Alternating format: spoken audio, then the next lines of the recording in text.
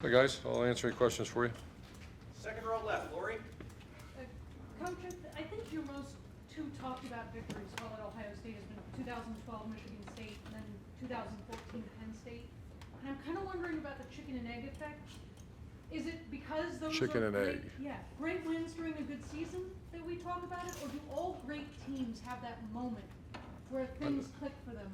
I think I I know guess exactly. The answer is true that every great team has that moment. Very rarely do you just run it, just have one of those great, just years.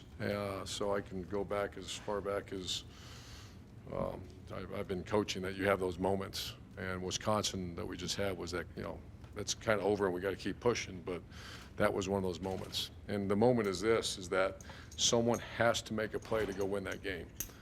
And guys that maybe haven't in the past have. And Noah Brown, obviously, he's, his first year really playing. Made a great play. And then, so, Sam Hubbard's and Taekwon Lewis's and those guys made some plays to help us win. But I know exactly what you're saying, and I hope that becomes it. It's too early to, we've got so much football left. Unrelated note, but I mean, the last two games Joey Julius has played in, a player's been ejected for. Joey Julius. Yeah, their kicker. Has Kerry Combs come up with a way to stop him from being the hardest hitting kicker in college football? Yeah, we watched him today, matter of fact, and he's good. So we just got to be aware of him. Second row left, Bill. Oh, sorry. Urban, just want to ask you again about Dante Booker. I know I asked you last week. He's good. He's going to play this week. He's going to play? He's going to play, yep. Ari. Urban, we asked Andre on Monday about his punt return decision making.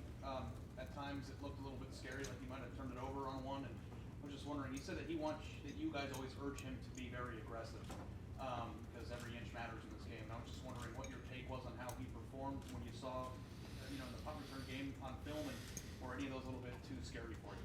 I saw if we would have blocked one, we would have had a shot of a big return. And I like aggressive guys, and everything about our program is somewhat aggressive.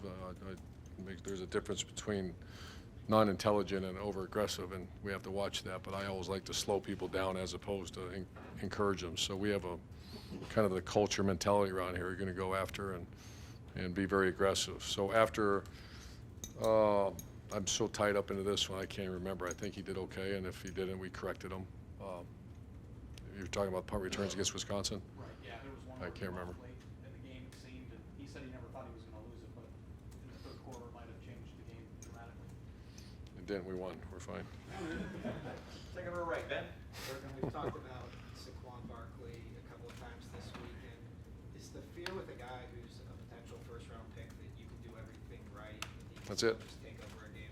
I talked to Coach Fickle right before we were going out, and I said, just give me some thoughts that your biggest concerns. And he said the tailbacks, you can have everything locked down, and he creates plays. And that's a little bit like our JT Barrett and Noah Brown when you're covered and he makes a play. So great players have, that's what makes them great, is even when it's not there. Because a lot of guys can do, when it's wide open, go run the ball, but he's dynamic. Front row right, Austin. Urban, you talked about Noah Brown making that clutch, meaningful play. What makes a receiver good in those tight spaces? Obviously, you have the one of Oklahoma as well. As a receiver, can you practice that? You just have to be born with that? Oh, no, you got to practice it, develop it, work it, and Mike Thomas developed that. Noah Brown kind of had that when he got here. He's worked on his body and his elusiveness, but he's always had those ridiculous hands that, I don't want to jinx him, but when he usually gets near it, he's going to come down with it. And he's he's different than Curtis Samuel. He's a big-bodied guy that when he, contacts is his friend. Smaller receivers, contact is not their friend. He's a guy like Mike Thomas. He's better in those tight situations with people. Front row right there, Bill.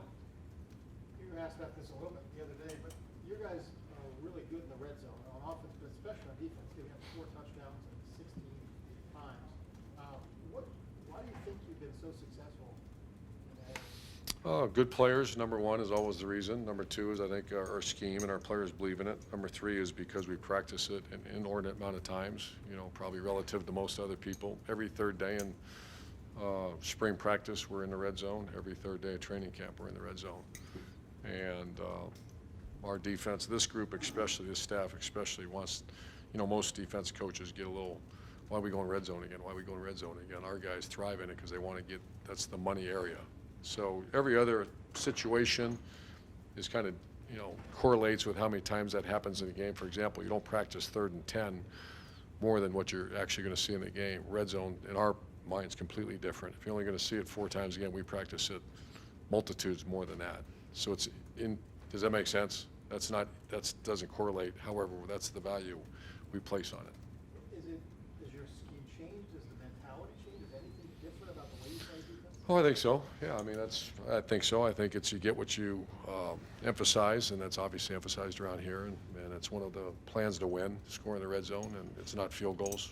We don't get paid to kick field goals, and our defense, if it's red zone opportunity for them, stop them and force a field goal. So.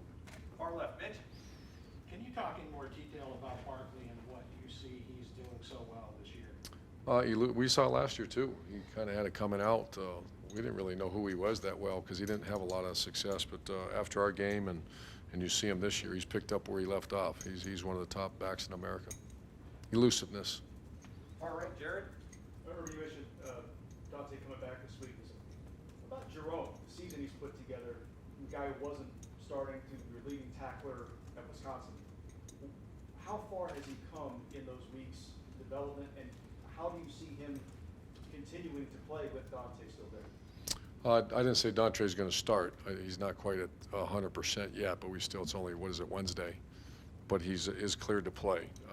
That you have to talk to Coach Fickle more about that. I don't micromanage how he manages his personnel. We need them all. This is a long season, and you know, we have a rotation at defensive end now with Jalen Holmes, Hubbard, and Bosa, and there's one other one, Taekwon. So that's kind of, you know, Dante, when he comes back, will be a starting linebacker at Ohio State. Now, does that mean he'll be in the first team? I don't know, but he'll play when he's 100%. In terms of what Jerome has done?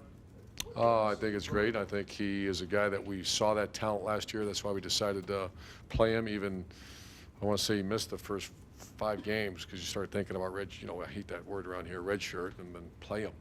He's too good of a player. And we saw the talent. And he's really doing a nice job. Front row right, Tim.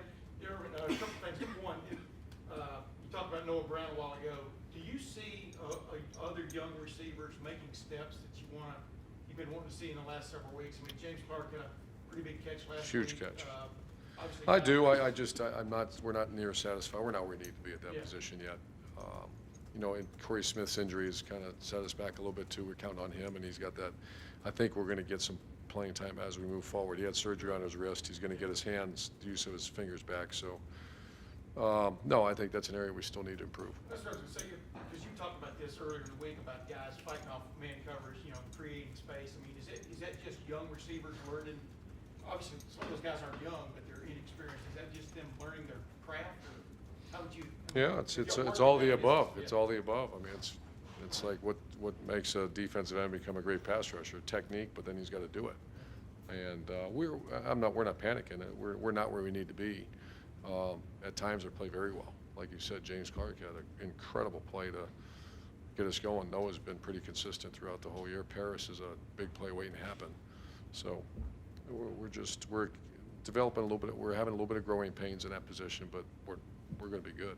One quick, defensively then, the more you've studied them I'm talking about Penn State, does anything jump out at you about, have you seen some improvement in recent games? Oh yeah, their last 2 games, they're playing. There's a lot of energy right now in that program, and wins do that for you. And their last 2 games, they played their best game, obviously, against Maryland, all the way around. And final questions, Clay? If or when the Tribe gets in the World Series, what would that mean to you? Oh, that'd be great. Someone said they're up in the 9th inning. Any updates? Arm and a half right now? What? Yeah. What? Arm and a knife right now? I know, but I know. What's any outs? It hasn't Just started. start middle. Oh, okay. Huge Tribe fan. I'm sure you saw, we had the Cleveland Cavaliers show up, and I told people there's 2 types of people in this world, those from Cleveland and those who wish they were. So, the team got a good, just like you guys, got a good kick out of that. Thank you. Thank you, very much. guys.